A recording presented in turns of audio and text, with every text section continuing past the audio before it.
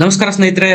ಕರ್ನಾಟಕದಲ್ಲಿ ಅದರಲ್ಲೂ ರಾಜ್ಯ ಕಾಂಗ್ರೆಸ್ ನಲ್ಲಿ ದೊಡ್ಡ ಬೆಳವಣಿಗೆಗಳು ನಡೀತಾ ಇದೆ. ಕಾಂಗ್ರೆಸ್ನ ಹೈಕಮಾಂಡ್ ಈಗ ಕೆಪಿಸಿಸಿ ಅಧ್ಯಕ್ಷರು ಮತ್ತು ಉಪಮುಖ್ಯಮಂತ್ರಿ ಆಗಿರ್ತಕ್ಕಂಥ ಡಿ.ಕೆ. ಶಿವಕುಮಾರ್ ಅವರಿಗೆ ದೊಡ್ಡ ಶಾಕ್ ಕೊಡುವ ಎಲ್ಲ ಸಿದ್ಧತೆಗಳನ್ನು ಮಾಡಿದೆ. ಈಗ ಇರ್ತಕ್ಕಂಥ ಹುದ್ದೆಯಿಂದ ಡಿ.ಕೆ. ಶಿವಕುಮಾರ್ ಅವರನ್ನು ಪದಚ್ಯುತಿಗೊಳಿಸೋದಕ್ಕೆ ಹೈಕಮಾಂಡ್ ಈಗಾಗಲೇ ನಿರ್ಧಾರ ತೆಗೆದುಕೊಂಡಿದೆ. ಸ್ನೇಹಿತರೆ, ಈ ನಿರ್ಧಾರ ಇವತ್ತು ನಿನ್ನೆದಲ್ಲ, 1 ವರ್ಷದ ಹಿಂದೆನೆ ಈ ನಿರ್ಧಾರ ಹೈಕಮಾಂಡ್ ಲೆವೆಲ್ ನಲ್ಲಿ ಆಗಿತ್ತು. ಹಾಗಾದ್ರೆ ಡಿ.ಕೆ. ಶಿವಕುಮಾರ್ ಅವರನ್ನು ಯಾವ ಹುದ್ದೆಯಿಂದ ಪದಚ್ಯುತಿಗೊಳಿಸಲಾಗುವುದು ಎಲ್ಲದರ ಬಗ್ಗೆ ಮಾಹಿತಿ ಕೊಡ್ತೀನಿ. ದಯಮಾಡಿ ನಮ್ಮ ಚಾನಲ್ ನ ಸಬ್ಸ್ಕ್ರೈಬ್ ಮಾಡಿ, ವಿಡಿಯೋನ ಲೈಕ್ ಮಾಡಿ, ಶೇರ್ ಮಾಡಿ. ಸ್ನೇಹಿತರೆ, ಕರೆಕ್ಟ್ ಆಗಿ 1 ವರ್ಷದ ಹಿಂದೆ ಕರ್ನಾಟಕದಲ್ಲಿ ವಿಧಾನಸಭಾ ಎಲೆಕ್ಷನ್ ನ ಕಾಂಗ್ರೆಸ್ 135+ ಸೀಟ್ಗಳನ್ನು ಗೆಲ್ಲೋದ್ರ ಮೂಲಕ ಅಧಿಕಾರಕ್ಕೆ ಹಿಡಿಯೋದು ನಿಶ್ಚಿತವಾಗಿತ್ತು. ಆಗ ಡೆಲ್ಲಿನಲ್ಲಿ ಸಿಎಂ ಗಾದಿಗಾಗಿ ಸರ್ಕಸ್ ನಡೀತಾ ಇತ್ತು. ಕಾಂಗ್ರೆಸ್ನ ಹೈಕಮಾಂಡ್ ಡಿ.ಕೆ. ಶಿವಕುಮಾರ್ ಅವರು ಮತ್ತು ಸಿಎಂ ಸಿದ್ದರಾಮಯ್ಯ ಅವರನ್ನು ಕೂರಿಸಿಕೊಂಡು ಒಂದು ನಿರ್ಧಾರಕ್ಕೆ ಬಂದಿತ್ತು. ಅಲ್ಲಿ 3 ಪ್ರಮುಖ ನಿರ್ಧಾರಗಳನ್ನು ತೆಗೆದುಕೊಳ್ಳಲಾಗಿತ್ತು.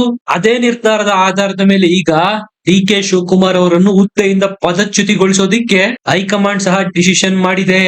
ಇದನ್ನೇ ಡಿ.ಕೆ. ಶಿವಕುಮಾರ್ ಅವರಿಗೆ ಡೆಲ್ಲಿಗೆ ಕರ್ಸ್ಕೊಂಡು ಹೇಳಿದ್ದಾರೆ, ಈಗ ನೀವು ನಿಮ್ಮ ಹುದ್ದೆಯಿಂದ ರಾಜೀನಾಮೆ ಕೊಟ್ಟು ಹಿಂದೆ ಸರಿಯಿರಿ ಅಂತ. 1 ವರ್ಷದ ಹಿಂದೆ ಕೆ.ಸಿ. ವೇಣುಗೋಪಾಲ್ ಅವರು ಕಾಂಗ್ರೆಸ್ನ ಕಾರ್ಯದರ್ಶಿ ಸುದ್ದಿಗೋಷ್ಠಿಯನ್ನು ನಡೆಸಿ 3 ಪ್ರಮುಖ ನಿರ್ಣಯಗಳನ್ನು ತೆಗೆದುಕೊಳ್ಳಲಾಗಿದೆ ಅಂತ ಅನೌನ್ಸ್ ಮಾಡಿದ್ರು.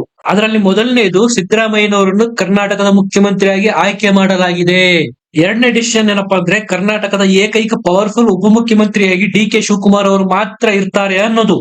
ಇನ್ನ 3ನೇ ನಿರ್ಣಯ ಏನಪ್ಪಾ ಅಂದ್ರೆ ಮುಂದಿನ ಲೋಕಸಭಾ ಚುನಾವಣೆ ಅಂದ್ರೆ 2024ರ ಲೋಕಸಭಾ ಚುನಾವಣೆವರೆಗೂ ಡಿ.ಕೆ. ಶಿವಕುಮಾರ್ ಅವರೇ ಕೆಪಿಸಿಸಿ ಅಧ್ಯಕ್ಷರಾಗಿ ಮುಂದುವರಿಯುವುದು ಅನ್ನೋದು. ಈಗ ಡಿ.ಕೆ. ಶಿವಕುಮಾರ್ ಅವರ ಕುತ್ತಿಗೆ ಕಾರಣ ಆಗಿರೋದು ಇದೇ 3ನೇ ನಿರ್ಣಯ.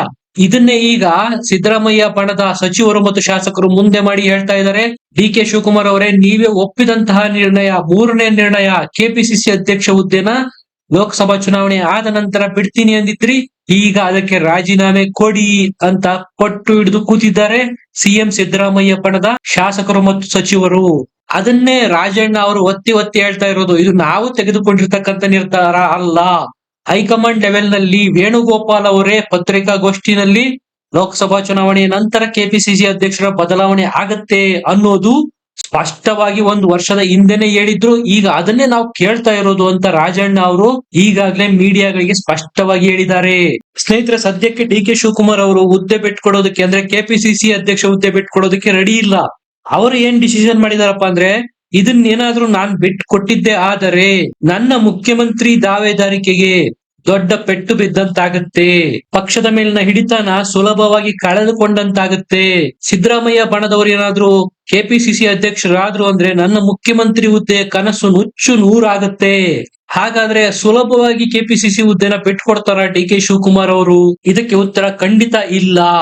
ನಾನು ಕೆಪಿಸಿಸಿ ಅಧ್ಯಕ್ಷ ಹುದ್ದೆನ ಬಿಡಬೇಕಾದ್ರೆ ನನ್ನನ್ನ ಸಿಎಂ ಮಾಡಿ ಅನ್ನುವ ಕಂಡೀಷನ್ ನ ಸಹಜವಾಗಿ ಡಿ.ಕೆ. ಶಿವಕುಮಾರ್ ಅವರು ಕಾಂಗ್ರೆಸ್ನ ಹೈಕಮಾಂಡ್ ಮುಂದೆ ಇಟ್ಟೇ ಇಡ್ತಾರೆ.